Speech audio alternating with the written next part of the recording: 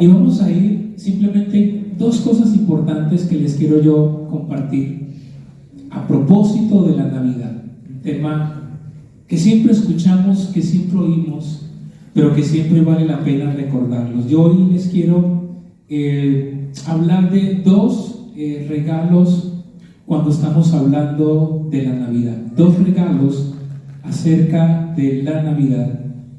Y el primero de ellos lo encontramos en Isaías capítulo 9, versículo 2 y versículo 6. Dice Isaías 9:2: el pueblo que camina en oscuridad verá una gran luz. Para aquellos que viven en una tierra densa de oscuridad brillará una luz. Y el mismo Isaías 9, el versículo 6 dice: pues nos ha nacido un niño, un hijo se nos ha dado. El gobierno descansará sobre sus hombros. Será llamado Consejero, Maravilloso, Dios Poderoso, Padre Eterno, Príncipe de Paz. Cuando nosotros leemos este texto, está en Isaías, está capítulos atrás del Nuevo Testamento. Es más, si uno mira históricamente, pues históricamente Isaías fue escrito miles de años atrás del cumplimiento de la profecía. Isaías capítulo 9 entonces es lo que Dios le mostró al profeta de lo que un día iba a suceder muchos años después, que un día en un ambiente de oscuridad venía la luz, que un día iba a nacer un niño que iba a traer esperanza, un niño que tendría unas características muy especiales, pero con un único propósito, y es traer salvación. Para nadie es un secreto, y lo vamos a ver más adelante, que cuando Jesús nació no había mucha esperanza, como tal vez la podemos estar experimentando en este momento. Yo no sé si a usted le ha pasado, uno observa o lee las noticias de lo que pasa en Colombia, de lo que pasa en Latinoamérica, luego de lo que pasa en Europa, y uno dice: ¿hacia dónde va el mundo? Si usted medio lee el tema de la inteligencia artificial, eso le preocupa a uno más. Por ahí en estos días leí que ya la inteligencia artificial como que logra reproducirse, o sea, como que puede crear otro personaje, y hay una serie de cosas que se vienen hablando, y obviamente amamos y creemos en la tecnología, pero cuando uno analiza todo lo que está pasando a nivel global, uno dice: ¿para dónde va el mundo? Pero le quiero decir que esta profecía precisamente tiene que ver con un momento denso, con un momento difícil, con un momento, dice el relato bíblico, de oscuridad, pero que en medio de ese momento Dios tenía espacio para la esperanza. Cuando hablamos de la esperanza, entonces estamos hablando de algo que yo anhelo y creo que va a llegar. Cuando uno lee los relatos bíblicos, uno se da cuenta que hay una constante desde Génesis hasta Apocalipsis, y es la constante de que Dios siempre tiene una salida para su pueblo. No solamente para Israel, porque ese es el caso del relato bíblico, sino también una respuesta para el ser humano. Lo que les quiero decir hablando de estos dos regalos cuando hablamos de la Navidad, el primer de ellos es que usted y yo no podemos perder la esperanza. No sé cómo ha sido este año para usted. No sé cómo han estado las cosas para usted a nivel personal, familiar, laboral, salud. Y yo estoy convencido que muchas personas hoy, no sé cuántos de los que estamos aquí sentados tal vez creyendo que no hay esperanza, creyendo que hay algo que ya no tiene solución, que ya no tiene respuesta, que uno dice: bueno, hasta aquí llegué yo, hasta aquí esto es lo que yo puedo hacer. A nivel personal, los que tenemos hijos con los hijos, o la situación de familia con los padres, o en un problema de salud que uno dice: se me fue el año y esto no logró solucionarse. O en cualquier momento, en cualquier etapa de tu vida, los muchachos, los jóvenes, lo mismo sus conflictos, sus temores, sus miedos que ellos puedan tener, y que un momento como que el mundo me dice: mira, no creas, no ores, no busques a Dios, no te congregues, porque no hay esperanza para el mundo. Si uno lee las noticias, observa lo que está pasando, uno dice, algo tiene que suceder porque si no fácilmente uno pierde la esperanza. Pero cuando uno lee la Biblia y cuando hablamos de la Navidad y cuando hacemos este tipo de actividades aquí que nos logramos, nos alegramos, nos gozamos, nos divertimos en este tiempo, en el fondo es que hay un grupo de personas hoy y a nivel mundial que creemos que a pesar de lo que está sucediendo hay esperanza. Y ese es el primer regalo que yo hoy les quiero dar o recordar mejor de parte de Dios. Cualquier circunstancia que usted esté viviendo, cualquier circunstancia que usted esté experimentando, que como que uno diga, tengo los brazos ya caídos porque ya no sé qué hacer. La palabra de Dios en Isaías capítulo 9 empezó a hablar de que un día venía una esperanza, que un día venía salvación para el mundo. Claro, pasaban los años y la gente decía, ¿y cuándo va a llegar eso? Como a veces le pasa a uno que uno dice, pero muy bonito el mensaje o la promesa, pero yo necesito que eso se solucione, ¿qué? ¡Ya! Yo no sé si usted le ha pasado, a mí también me ha pasado, que uno dice, muy bueno lo que dice la palabra de Dios, pero ¿y cuándo será ese cumplimiento? ¿Y cuándo será eso? Eso es lo que el pueblo de alguna manera decía. La Biblia dice entonces que en medio de todo eso Dios tenía una promesa. Lo que pasa es que Dios se toma su tiempo y uno a veces entra en conflicto ¿con qué? Con los tiempos de Dios. Yo siempre lo he dicho una y otra vez, uno tiene un reloj como este, pero Dios tiene su propio reloj y su propia hora y su propio día y su propio momento, pero uno quiere que el reloj de Dios se sincronice al reloj de uno.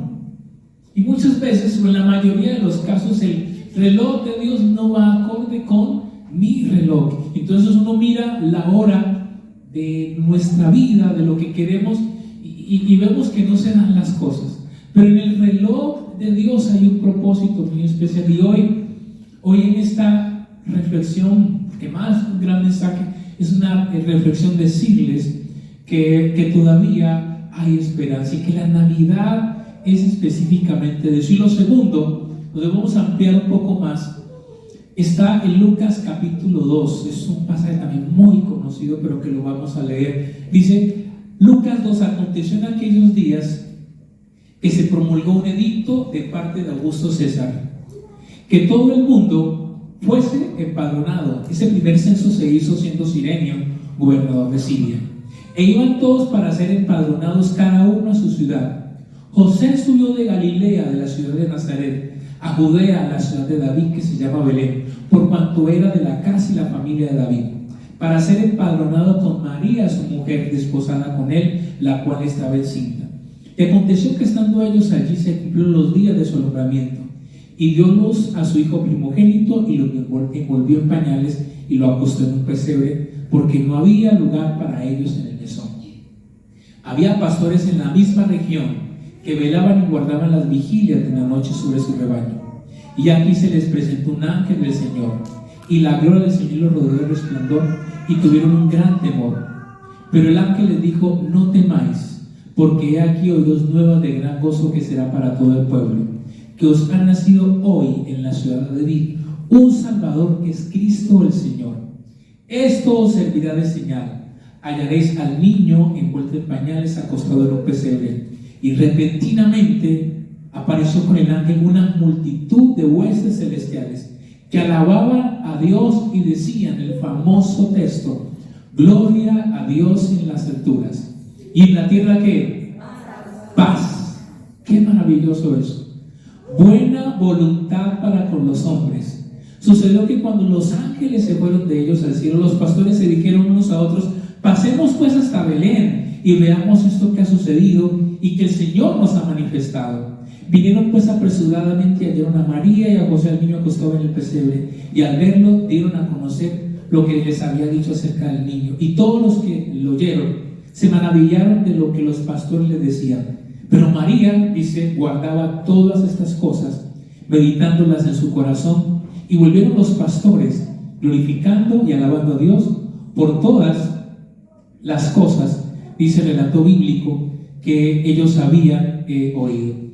Rápidamente, varias cosas. Este pasaje nos dice muchas cosas, pero que son muy importantes que nosotros las tengamos en cuenta. Primero, contexto. Había el imperio de la época, el famoso imperio romano, estaba allí en su efervescencia, en su fuerza. Y dice el relato bíblico que alguien toma la decisión de hacer un censo, el famoso Augusto César, un censo.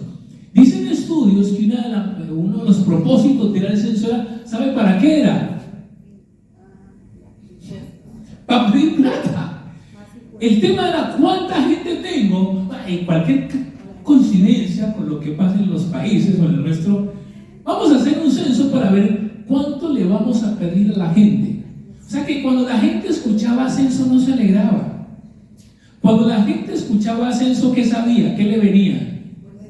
Que venían impuestos, que la cosa se iba a poner difícil. Y en ese tiempo no era que usted los podía evadir, ¿no? O sea, usted los evadía de una que pasaba a la otra, ¿cierto? Usted literalmente terminaba muerto, no había opción de escaparse. Y entonces cuando ellos escuchan que hay un anuncio del censo, el censo significa que la cosa se iba a poner difícil. Quiero que reflexionemos la atmósfera en la cual nace Jesús, porque uno escucha los villancicos y suena muy bonito, ¿no? Noche de paz, uno casi llora de emoción, pero en la vida real no fue así. En la vida real no fue necesariamente noche de paz para muchos. Fue una noche de qué, un día donde venían de un momento de crisis, porque venían impuestos, porque la cosa se iba a poner difícil. Y Augusto, ¿cierto?, manda a hacer un censo, y claro, a la gente le tocó movilizarse de donde ellos vivían, y entonces José tuvo que movilizarse. Dicen algunos estudios que se cree que no era necesario que María se moviera con él necesariamente, pero ella decide ir con él también. Son cosas que uno va descubriendo. Ella decide ir con él. Imagínense lo peor que puede pasar para una mujer embarazada y tener que tomar una decisión de estas. Ella decide irse con él, pero obviamente nosotros leemos la historia y uno ya conoce qué es lo que está pasando, porque conocemos la historia. Uno sabe que Jesús tenía que nacer ¿en dónde? En Belén. Pero María no sabía eso necesariamente. Nosotros hoy tenemos el beneficio, como cuando se ve la película y uno dice, pero a ese man lo matan. Uno dice, no, con Marta solemos competir a veces en que yo veo una película y dice, no, aquí van a matar, pero no, a ese lo van a matar, ¿cierto? Y entonces ahí competimos quién gana en cuanto a advertir qué es lo que va a suceder. Nosotros leemos la historia y conocemos que es Belén, pero para ellos no era así, para ellos era todo una sorpresa. Pero cuando nosotros vemos esto, vemos la atmósfera, vemos el ambiente, vemos la mano de Dios. Otros dicen que una posibilidad de que también María saliera de ahí era porque dar a luz, donde iba a dar a luz, implicaba que todos sus vecinos, ¿qué le iban a decir a ella? Le iban a decir de todo. Y entonces se cree que fue una manera también, en medio de la profecía bíblica, Dios también protege a María de un entorno que iba a ser muy tóxico, diríamos, para ella. Lo que le quiero decir es que hay una promesa, es el punto de la enseñanza, hay una promesa, pero la atmósfera no es una buena atmósfera. A veces nosotros tenemos promesas de Dios, o diríamos, estamos embarazados de una promesa de Dios, pero en medio de la promesa, ¿cómo se pone la cosa? Difícil, caótica. Pero usted dice, pero Dios me dio esta promesa, yo tengo esta promesa para, no sé, este año o lo que queda de este año. ¿Por qué si tengo esta promesa la cosa se pone difícil? Porque Dios aún está por encima de la circunstancia cuando Él nos ha dado una promesa. Y yo puedo hablar, junto con Marta puedo hablar con muchos de ustedes, cómo con el paso del tiempo Dios ha ido cumpliendo ¿qué? Promesas. Pero sí solo se requiere una cosa, familia, eso está por allá en el libro de Hebreos. necesitamos tener fe y perseverar para que esas promesas que pasan se cumplan. Eso está en la palabra de Dios. Las promesas se cumplen también en la medida en que usted se mantiene fiel y persevera para creerle a Dios. Dice la Biblia que entonces es el contexto de Augusto César. Ellos se tienen que mover. Hay un imperio en el momento. Se cree, y alguna vez creo que lo dijimos, el viaje es aproximadamente de 128 kilómetros. Eso es un recorrido bastante largo. Y no en el transporte de lo que hoy tenemos. Pero Dios tenía un propósito con ellos. Se dice que, por ejemplo, cuando dice que lo envolvió en pañales, uno escucha pañales y uno se imagina la marca de pañales. Uno se imagina Willy. Uno se imagina, ¿cómo? Huggies. Huggies. No. Pañales no son esos. Eso no existían en ese tiempo. Pena. No existía ninguno de esos. ¿Verdad que José, bueno, qué marca le compramos, María? ¿Vos qué opinas? Uy, no se le seguro el niño. No había eso. Se dice que cuando dice que lo que se cree es que retazos, pedazos, tiras y lo envolvieron. A donde les quiero llevar es que nosotros a veces romantizamos mucho el nacimiento y suena muy bonito, pero hay una historia detrás de eso. Hay una adversidad detrás de eso, pero hay una esperanza. Pero hay una adversidad, pero hay una dificultad. Pero hay una esperanza, pero hay un propósito. Dios tiene un propósito aún cuando las cosas no están surgiendo como a mí me parece. Y entonces llegan a los pastores, que también otra cosa que me di cuenta revisando este mensaje es que los pastores en la época bíblica no tenían buena fama. Por ejemplo, les cuento que los pastores no los aceptaban, dice estudios, en un juicio porque no tenían mucha credibilidad, porque se cree que a veces se la pasaban peleando. O si un pastor pasaba por un sitio y decía, esa oveja es mía, y se la llevaba. Entonces no tenían con mucha credibilidad y por eso no tenía favor en un juicio. Pero con todo eso Dios decide manifestarse en ellos. Entonces los pastores ven, y los pastores hacen dos cosas, que es lo que yo quiero invitarles a que nosotros hagamos. Los pastores ven, y luego ¿qué hacen? Salen y ¿qué? Y anuncian. Y esa es la Navidad. La Navidad es que nosotros anunciemos que hay esperanza, y dos, que hay esperanza y que hay paz, a pesar de lo que nosotros podamos estar experimentando. Yo quiero hoy retarle, invitarle y desafiarnos a que no perdamos de vista eso, a que llamemos a alguien, a que nos comuniquemos con alguien, a que le escribamos por WhatsApp a alguien y que le digamos, mira, ¿sabes una cosa? No sé si estás pasando por un buen momento o no. No te quiero decir solamente feliz Navidad, quiero decirte que cualquier cosa que estés viviendo, todavía hay esperanza y hay paz para tu vida, y que esta vez vivas la Navidad de una manera distinta, que hay esperanza para nosotros, que hay esperanza para tu vida, para tu familia, que hay esperanza para tu salud. Respetamos el diagnóstico médico, pero Dios es el que tiene la última palabra, y hemos visto milagros. ¿Qué esperanza para tu vida financiera? ¿Qué esperanza para tu familia? ¿Qué esperanza para tus hijos? ¿Qué esperanza para sus padres? ¿Qué esperanza para el siguiente nivel que van a empezar y que vamos a ver juntos la gloria de Dios? Que el nacimiento de Jesús tiene que ver con eso, con esperanza por un mundo en oscuridad y para un mundo que está buscando la paz.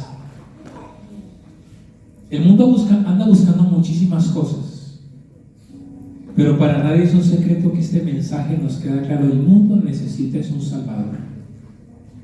Y el antiguo y clásico mensaje de la palabra de Dios, del evangelio básico, es este. La Navidad es esta: El mundo todavía sigue necesitando un Salvador. Dios no ha pasado de moda. Dios no ha pasado de moda, y el reto que tenemos es que nosotros levantemos eso. Vamos a orar entonces.